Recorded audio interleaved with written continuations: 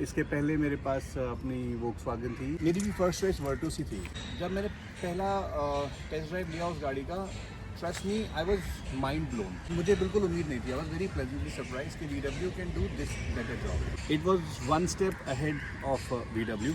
जब स्कोडा खड़ी करते हो कहीं पे तो प्रीमियमनेस आ जाती है। बिल्कुल। Virtus has more features than Slavia. Hello भाई, मैं हूं सक्षम और आज मैं खड़ा हूं इस गाड़ी के आगे। आज मैं खड़ा हूं भाई स्कोडा स्लाविया के आगे।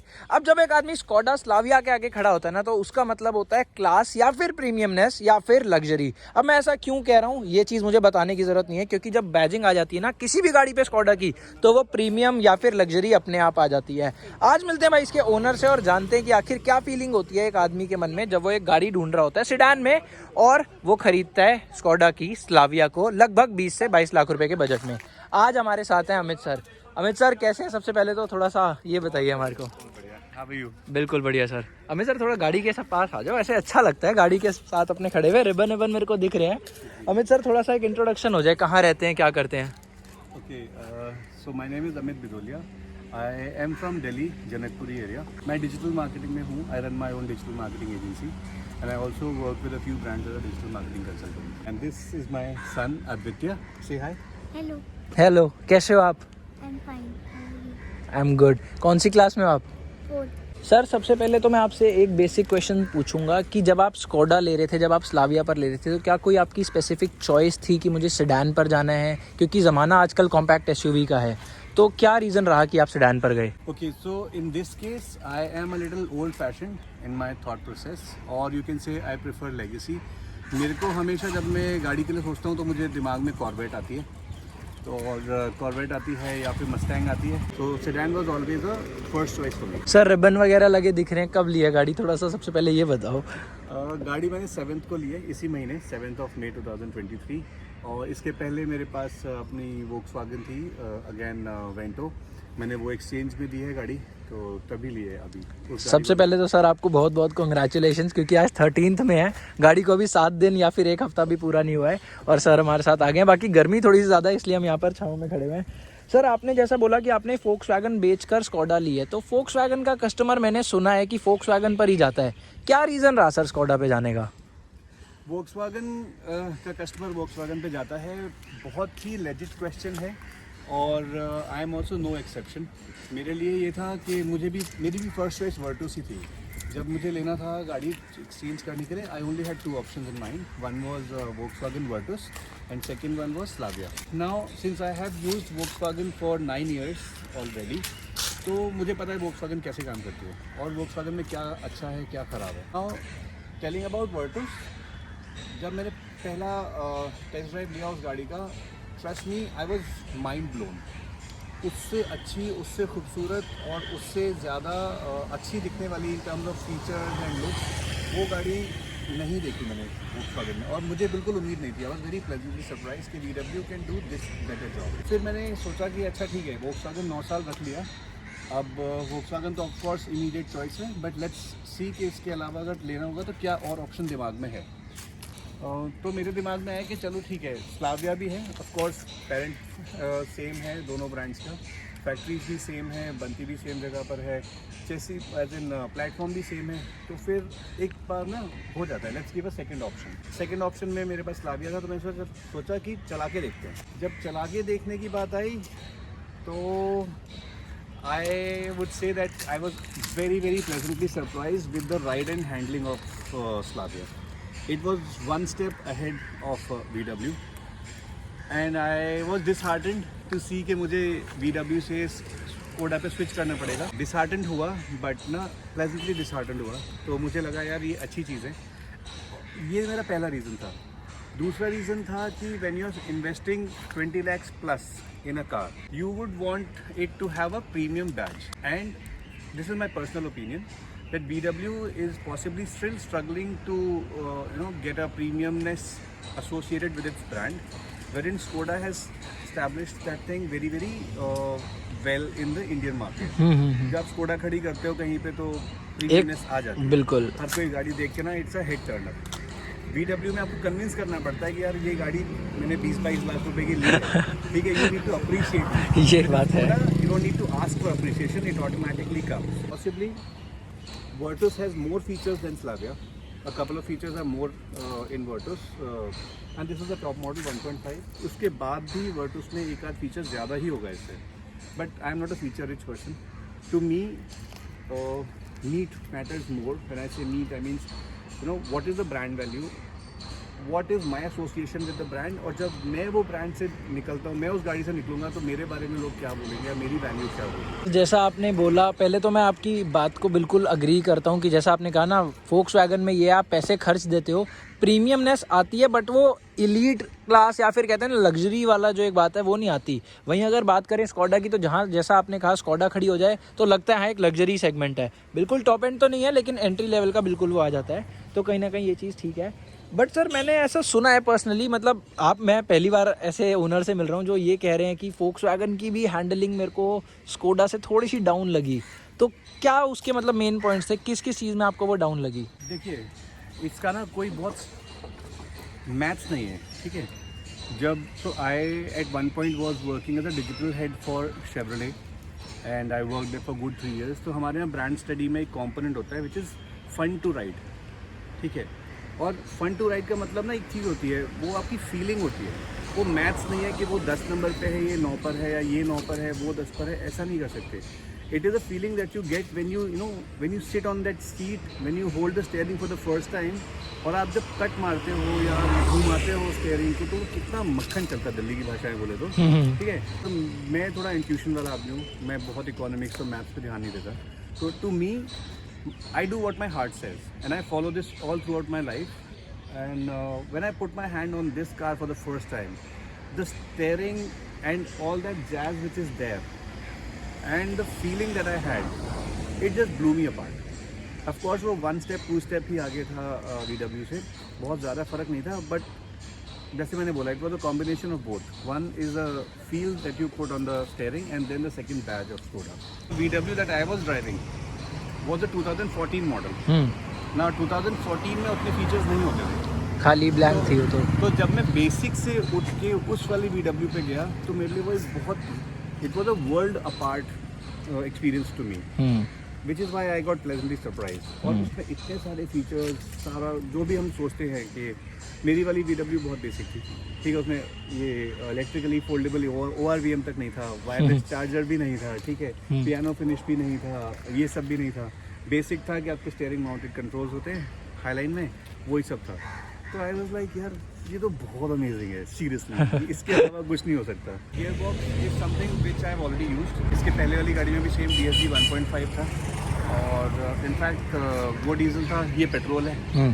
तो इसका रिस्पॉन्सिवनेस ज़्यादा है, इसका पिकअप बहुत अमेजिंग है उससे, ठीक है. और 14 versus 23, 9 years later, all you can assume, all you can think of is कि अपग्रेड ही हुआ होगा, इंजन इम्प्रूव हुआ होगा. अगर रिफाइनमेंट की बात है सेम इंजन पे, तो स्कोडा ने ज़्यादा एफर्ट डाला होगा अपनी प्रीमियमनेस मेंटेन करने के, क्योंकि DSG फेल तो होता ही है पूरी लाइफ टाइम में.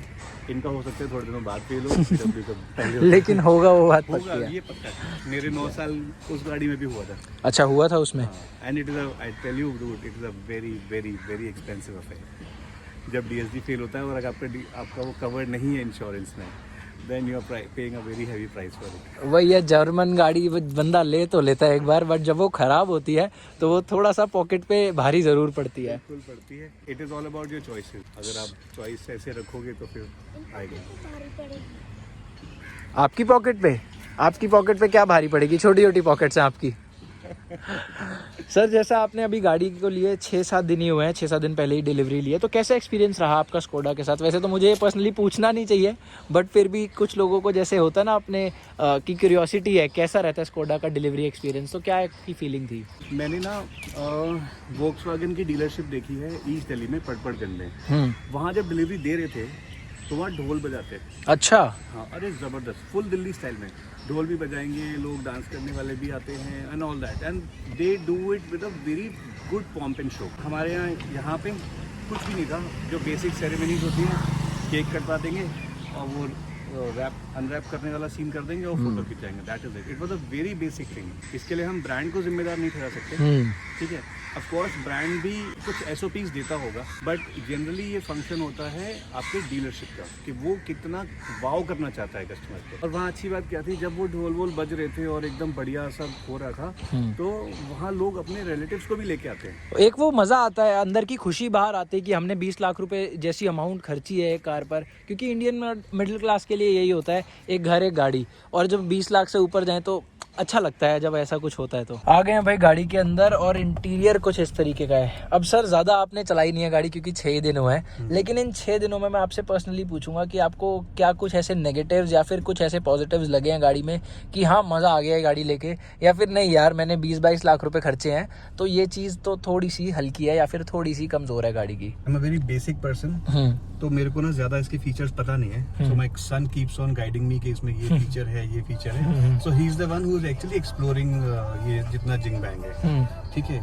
तो मैं क्या बोलूँगा उसके लिए, मुझे 2 चीज़ें अच्छी लगी और या ये कह लो मेरी 2 रिक्वायरमेंट थी। एक तो एक फन टू ड्राइव वाली स्टीयरिंग जो कि इन्होंने पूरी तरीके से they have done justice to it. 2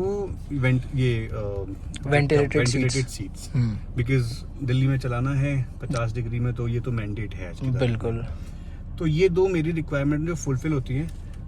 एक काम जो वो और अच्छा कर सकते थे, आई थिंक, जो आजकल चल भी रहा है बाकी ब्रांड्स में, is they could have worked on this infotainment system a bit. गाड़ी की प्रीमियमनेस के साथ ना जस्टिफाई नहीं होता जिस लेवल का ये है। ये ऑनेस्टली अगर मैं बोलूँ थोड़ा चाइनीज सा लग रहा है जो इसका इंटरफेस है। वहीं अगर बात करें वर्टस की तो उसमें काफी अच्छा आता है इसके कंपैरेटिवली देखा जाए तो। मैं तभी बोला था ना कि उनके पास वर्टस में कुछ चीजें हैं जो बहुत अमेजिंग है इससे, ठीक है। कुछ फीचर्स, ऑफ कोर्स 2-4 फीचर्स का ही फर्क है, बट वो बहुत अमेजिंग है और वो फील भी देता है। जब अंदर बैठते हो तो फील भी वो देता है वो चीज। बाकी सर मेरे को एक चीज यहाँ पर दिखी है, ये क्या चीज है स्कोडा की, ये जो बैजिंग के साथ है। इन्होंने क्या किया है कि ये जो USB है, इन्होंने at the time of delivery they give you this, okay, they give you a cable which is this, which has 2 charging ports, one is for Android, one is for iPhone, और उसके साथ में वो एक USB देते हैं। ये C to USB connector है, type C to USB connector with a scooter badging. ये तो डायरेक्ट यहाँ पर एक USB दे सकते थे, टाइप C कनेक्टर की जरूरत ना पड़ती। टेक्निकली उनको 2 देना चाहिए था, एक इन्होंने दोनों सीट दिया है, एटली एक C और एक USB देना चाहिए था, 2, जिससे प्रॉब्लम सॉल्व हो जाती। अब मेरे लिए दिक्कत क्या है, ये फालतू में कनेक्टर लगाना पड़ता है। हाँ, so I am using this Android वाला फोन। अब एंड्रॉइड में टाइप C है, अब मैंने ये लगाया है इधर, फिर मुझे ना ये ज्वाइन करने के बाद इसमें टाइप C नहीं है। हाँ ये दिक्कत है, दिस इज द प्रॉब्लम। तो मुझे क्या करना होगा, मुझे अपना फोन जो है, जो मेरी OnePlus की केबल है, वो यहाँ लगानी पड़ेगी, तब जाके ये काम करेगी। So in a way I have to carry 2 cables, this end the other one, और I have to replace it. So basically ये छोटी चीज़ है बट बहुत ज़्यादा यूटिलिटी वाली चीज़ है, बिकॉज हमारा सबसे पहला काम होता है फ़ोन चार्जिंग पे लगाना। पर होगा ही नहीं क्योंकि एक ही फोन चार्ज होगा, क्योंकि एक ही वैसा है, केबल एक ही दिया उन्होंने। So if we have 4 cables, we can do that, no? Everybody can do it. हाँ पर वो तो चाहिए होगा ना हमें, चार्जर? वो डाला चाहिए। नहीं वो टाइप हाँ, C, वही टाइप C वाला। मेरा ही टाइप C है, मम्मा का ही टाइप C है, सबका टाइप C है। अब ये दिक्कत आएगी ऐसे तो फिर, क्योंकि ये तो एक ही दिया उन्होंने। मेरे को एक चीज और दिख रही है, जैसे मैं यहाँ पर बैठा हूँ ना, पहले नोटिस मैंने आज तक कभी करी नहीं स्लाविया में। ये मेरे को यहाँ पर दिखा है कि आपने अपना सनग्लास जो है ये इधर डाला हुआ है टिकट होल्डर में, क्योंकि यहाँ पर सनग्लास होल्डर मिसिंग है। हाँ, ये चीज क्या है, ये तो मैंने ऑनेस्टली पहली बार नोटिस करी है भाई। सर अभी प्राइस बताएंगे, लेकिन 20 लाख रुपए से ऊपर की गाड़ी में सनग्लास होल्डर नहीं है। आपने देखा मेरी i20 जो है मेरे पास दूसरी गाड़ी, i20 में सनग्लास होल्डर आता है, और जबकि वो कितनी छोटी गाड़ी है। और इसलिए देखो ऐसे फंसा के रखना पड़ रहा है। ये क्या काम किया, एक सनग्लास होल्डर यहाँ पर डाल देते। चलो ठीक है। बाकी तो सर मेरे को इंटीरियर पर्सनली बताऊं, क्वालिटी इसकी ज़्यादा बेटर लग रही है, लेकिन वर्टस का जो लेआउट है ओवरऑल वो ज़्यादा अच्छा लगता है, वो अपीलिंग लगता है। बट जो क्वालिटी है प्लास्टिक की, वो कहीं ना कहीं स्कोडा की बहुत ज़्यादा अच्छी है, एक आध पॉइंट भी नहीं। क्योंकि मैं अभी रिसेंटली वर्टस में बैठा हूँ, इसलिए मेरे को एक्सपीरियंस हो रहा है। एक चीज़ में जो स्कोडा आ गया वो इसके स्टीयरिंग व्हील में, जो 2 स्पोक स्टीयरिंग व्हील है, ये थोड़ी सी अल्ट्रा लग्जरी फील देता है गाड़ी में। बाकी इंटीरियर कुछ इस तरीके का। और पीछे आप बताओ हमें, पीछे आपको कैसा लगता है बैठकर? अच्छा लगता है। कोई स्पेस की कमी है? हमें बैठ के दिखाओ वहाँ पर प्रॉपर एक बार, पीछे होके आराम से, पीछे होके बैठ के दिखाओ। अरे आप तो सेंटर में बैठ गए, आमरेश कैसे खोलोगे फिर? ओह, ये आमरेस्ट नहीं है, इनके बैठने की सीट है। अच्छा। इसमें बैठ जाते हैं। पहले बैठता था। निकलते हो आप इससे बाहर? सनरूफ नहीं थी। आप इससे बाहर निकलते हो? स्कूल से एक दिन जा रहे थे, जब अच्छा। हम लेट हो गए थे। बट मैं आपको एक बात बताऊं, यहाँ पर मत निकला करो। दिल्ली में ना बहुत ज्यादा ऐसे पोल्यूशन है और दिक्कत आती है। वैसे तो मैं डेली नहीं रहता, कहाँ रहते हो? डेली नहीं करता सर। डेली अच्छा, डेली। चलो कोई नहीं, कभी कभी कर लिया करो थोड़ा बहुत, कभी ठीक है? कभी ही करता हूँ। कभी कभी करते हो, ठीक है। अच्छा, अब हमें करके दिखाएंगे हैं। सारे पॉइंट्स हमने कवर कर लिए हैं, बट सर जाने से पहले एक लास्ट पॉइंट जो मैं आखिरी के लिए बचा के रखा था। आपको ये गाड़ी 1.5 लीटर के पेट्रोल इंजन TSI की बैजिंग के साथ, ये 7 स्पीड के DSG गियर बॉक्स के साथ कितने की पड़ी है 6 दिन पहले, मई 2023 में? ये सारी फीचर्स मिला लूँ अगर मैं, एक्सटेंडेड वारंटी और 4 इयर्स का मेंटेनेंस पैकेज और सब मिला के, मुझे टोटल गाड़ी पड़ी है करीब करीब 22 लाख के आसपास। और इनके पास एक और एडिशन है लेटेस्ट जो भी आया है, विच इज़ एनिवर्सरी एडिशन। वो पॉसिबली 23 लाख के आसपास है, 1 लाख का फर्क पड़ता है।